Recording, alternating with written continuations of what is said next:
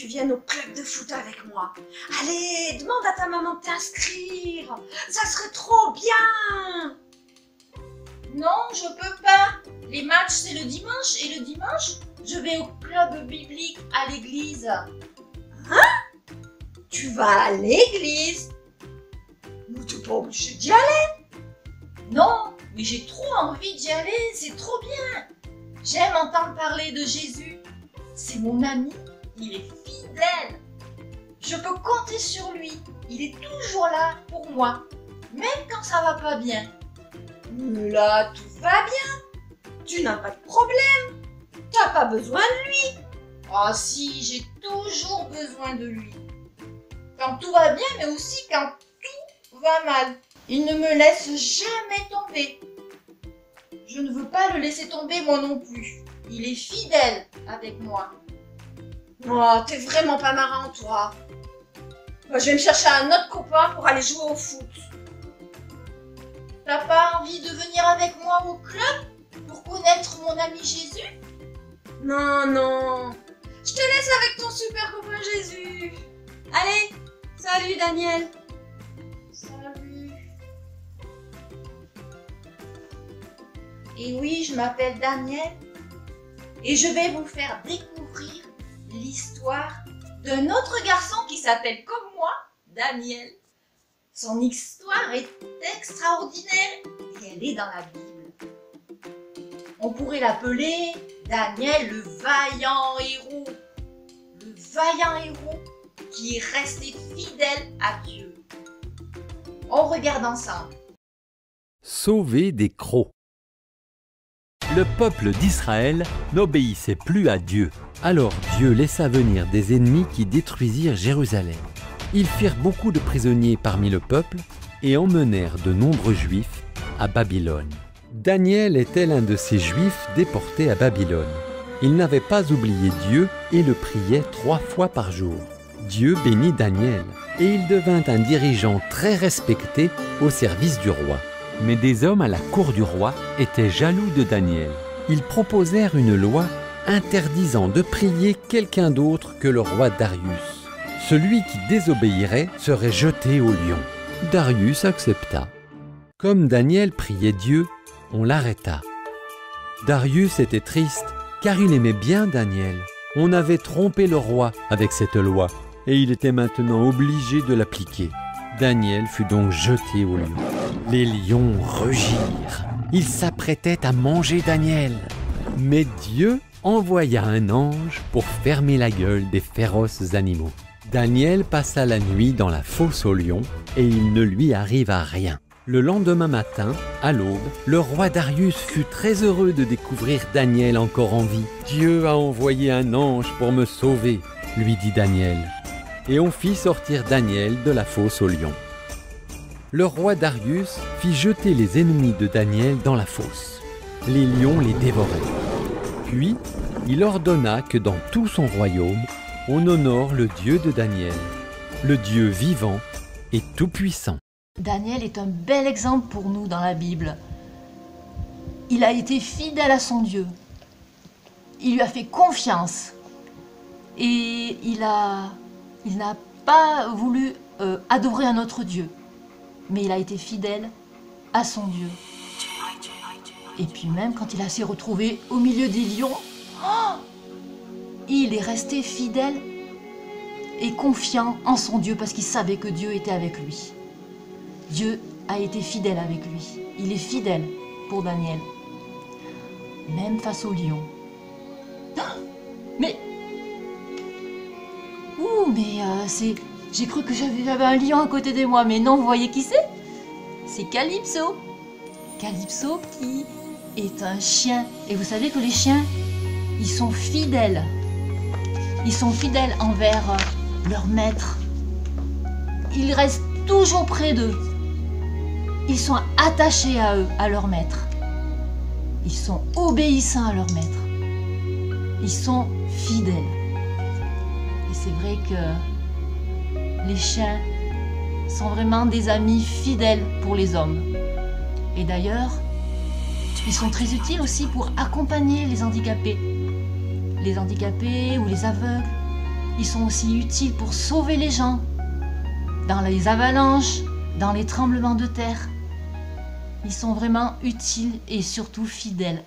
Tu peux voir combien Dieu est fidèle, tout simplement en regardant autour de toi. Regarde la nature. Les arbres sont tout en fleurs et ils donnent de bons fruits à croquer. Miam, miam, miam, miam, miam. Et tous les ans, ça recommence.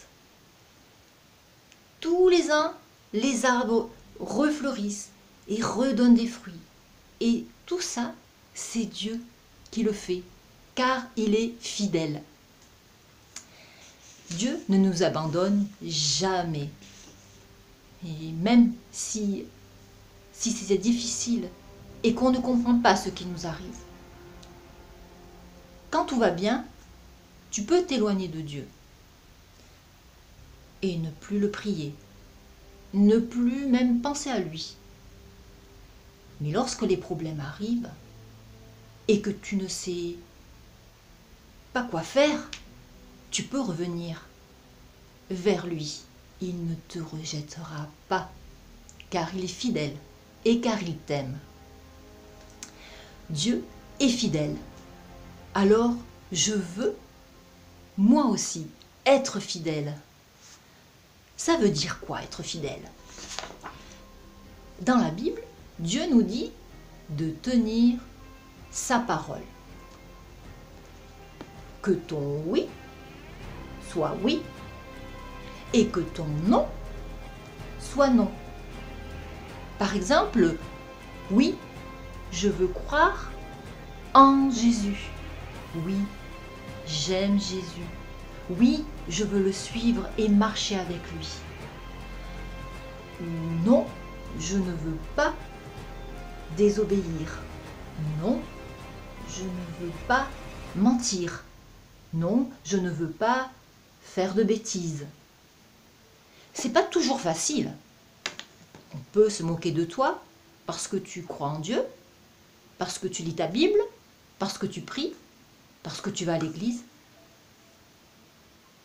Il te faut du courage pour rester fidèle à Jésus. Mais j'y pense, le courage, c'est pas ça être un vaillant héros? Mais oui, c'est ça. Et Jésus, par son esprit, il va te donner ce super pouvoir, la fidélité. Il te suffit simplement de lui demander de tout ton cœur. Et en plus d'être fidèle à Jésus, tes amis, ta famille vont voir qu'on peut compter sur toi. Et que ton oui est oui, et que ton non est non. Parce que tu tiens ta parole. Je te propose un défi. Je te propose de faire une promesse en début de semaine. Et de faire ce que tu as dit avant la fin de la semaine. Quelque chose de pas trop dur. T'inquiète pas. Le plus important, c'est que tu tiennes ta promesse. Alors, vaillant héros, tu es prêt à relever le défi? On compte sur toi. Venez chanter avec nous ce petit chant qui dit « Mon papa est fidèle ». Mon papa est fidèle, il ne m'abandonnera jamais. Je n'ai plus rien à craindre, car Jésus m'a libéré.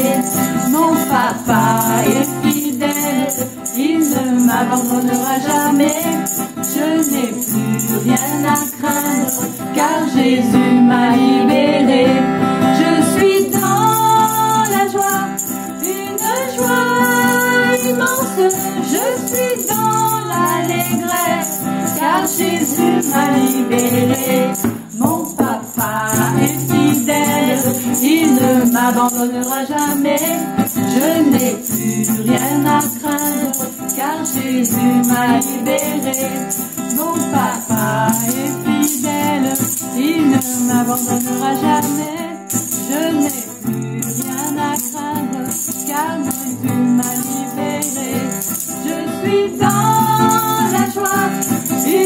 joie immense, je suis dans l'allégresse, car Jésus m'a libéré, car Jésus m'a libéré, car Jésus m'a libéré.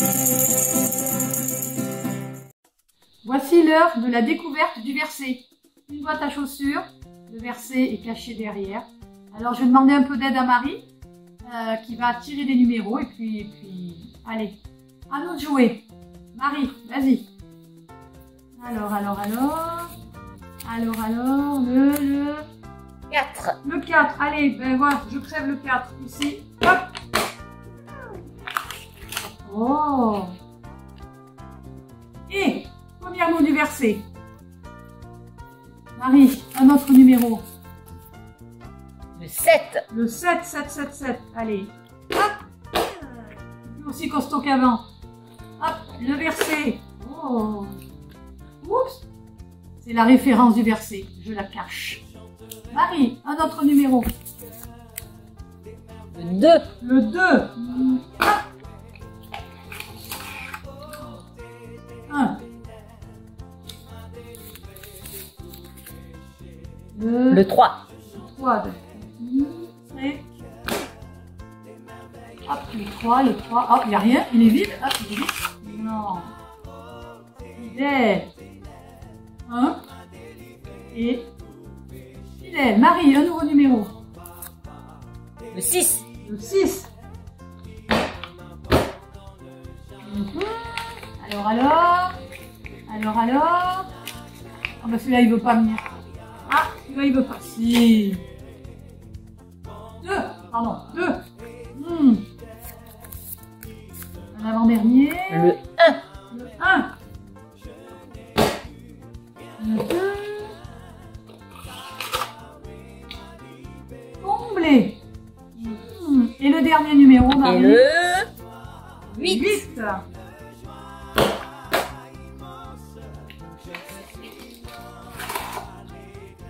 Bénédiction. Il nous manque un numéro, Marie. Nous avons perdu le 5. Oh, qu'à cela ne tienne, c'est pas grave. Je vois qu'il est encore entier. On le crève, Marie?